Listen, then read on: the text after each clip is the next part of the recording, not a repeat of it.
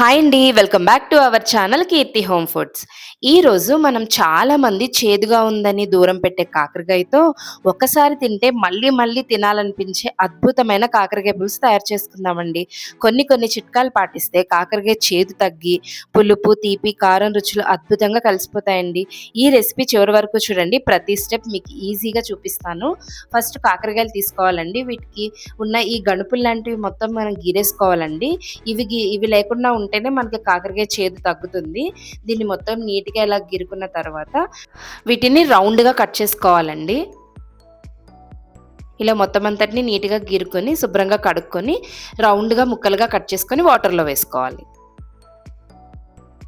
ఇలా కట్ చేసుకున్న తర్వాత ఈ వాటర్‌లో వేసుకొని స్టవ్ మీద పెట్టుకొని దీంట్లోకి కొంచెం సాల్ట్, కొంచెం పసుపు వేసుకొని మరిగించుకోవాలి. ఇలా ఉప్పు, పసుపు వేసి మరిగించడం ద్వారా కూడాను ఇందులో ఏమన్నా చేదున్నా పోతుందండి. ముక్క కూడా చాలా టేస్ట్‌గా ఉంటుంది. ఇలా బాగా ఉడికిపోయిన తర్వాత దీన్ని తీసి పక్కన పెట్టుకోవాలి. ఇప్పుడు ఒక కళాయిలోకి 2 టేబుల్ స్పూన్ల ఆయిల్ వేసుకొని, మనం ఇందాక ఉడికించి పెట్టుకున్న కాకరకాయ ముక్కల్ని వేసుకొని ఫ్రై చేసుకోవాలి.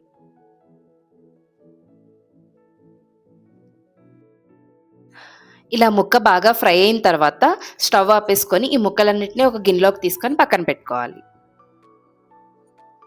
ఇప్పుడు అదే కళాయిలోకి కొంచెం జీలకర్ర, ఆవాలు, వెల్లుల్లిపాయి, 1 లేదా 2 ఎండుమిరపకాయలు కూడా వేసుకోవాలండి. వెల్లుల్లిపాయ బాగా ఫ్రై అయ్యేలాగా ఫ్రై చేసుకున్న తర్వాత దీంట్లోకి 2 మీడియం సైజు ఉల్లిపాయలు చిన్న ముక్కలుగా కట్ చేసుకొని 2 గ్రీన్ చిల్లీ కూడా వేసుకోవాలి. ఆనియన్స్ బాగా ఫ్రై అవ్వాలండి. ఆనియన్స్ రెడ్డిష్‌లో వచ్చేలాగా ఫ్రై అవ్వాలి. దీంట్లోకి కొంచెం సాల్ట్ వేసుకుంటే మనకు ఆనియన్ తొందరగా ఉడుకుతుంది. కరివేపాకు కూడా వేసుకొని బాగా ఫ్రై చేసుకోవాలి.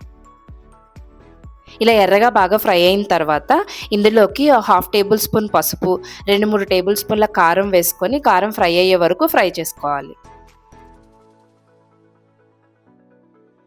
కారం ఫ్రై అయిపోయిన తర్వాత ఇందులోకి చిన్న ముక్క బెల్లం ముక్క కూడా వేసుకొని అది కరిగే వరకు ఫ్రై చేసుకోవాలి. బెల్లం వేసుకోవడం వల్ల ఈ కాకరకాయ పులుసు టేస్టే మారిపోతుందండి. ఎంత బావుంటుందంటే మీరు కూడా ట్రై చేయండి. ఇలా బెల్లం అంతా కరిగిన తర్వాత మనం ఇందాక ఫ్రై చేసి పెట్టుకున్న కాకరకాయ ముక్కలు కూడా వేసుకొని మొత్తం అంతటిని కలుపుకోవాలి. దీని మీద కొంచెం సేపు మూత పెడితే మన బెల్లం పాకమంతా ముక్కలకి బాగా పడుతుందండి. ఇప్పుడు దీంట్లోకి మనం ముందుగా నానబెట్టుకున్న చింతపండు గుజ్జు కూడా వేసుకోవాలి. ఇప్పటి నుంచి ఈ పులుసు టేస్ట్ బాగా రావాలి అంటే ఈ పులుసు అంతటిని దగ్గరగా ముక్కకు పట్టే వరకు మనం ఉడికించుకోవాలండి. అప్పుడే తీపి, పులుపు, కారం అంతా ముక్కలకి పట్టి చేదనేదే లేకుండా పులుసు చాలా బావుంటుందండి. ఇలా దగ్గరికి వచ్చి మొత్తం ముక్కకు పట్టేలాగా పులుసు పెట్టుకోవాలి. అంతేనండి. ఎంతో టేస్టీగా చేదు లేకుండా తీపి, పులుపు, కారం అన్నీ కరెక్ట్‌గా ఉండే కాకరకాయ పులుసు రెడీ. మీరు కూడా ట్రై చేయండి. చిన్న పిల్లలేంటి, పెద్దవాళ్ళేంటి ఎవ్వరైనా కాకరకాయ వద్దు అనరండి ఈ పులుసు తింటే. అంత టేస్టీగా ఉంటుంది. మీరు కూడా ట్రై చేయండి. ఎలా వచ్చిందనేది కామెంట్ బాక్స్‌లో కామెంట్ చేయండి. ఈ వీడియో మీకు నచ్చిందా? మీకు యూజ్ అవుతుందని అనుకుంటున్నానండి. ఈ వీడియో గనుక మీకు నచ్చినట్టయితే మీ ఫ్రెండ్స్ అండ్ ఫ్యామిలీస్‌కి షేర్ చేయండి, లైక్ చేయండి. ఇలాంటి మరెన్నో రెసిపీస్ కోసం మన ఛానల్‌ని సబ్స్క్రైబ్ చేసుకోండి. బెల్ ఐకాన్‌ని క్లిక్ చేయడం మర్చిపోకండి. Thank you for watching.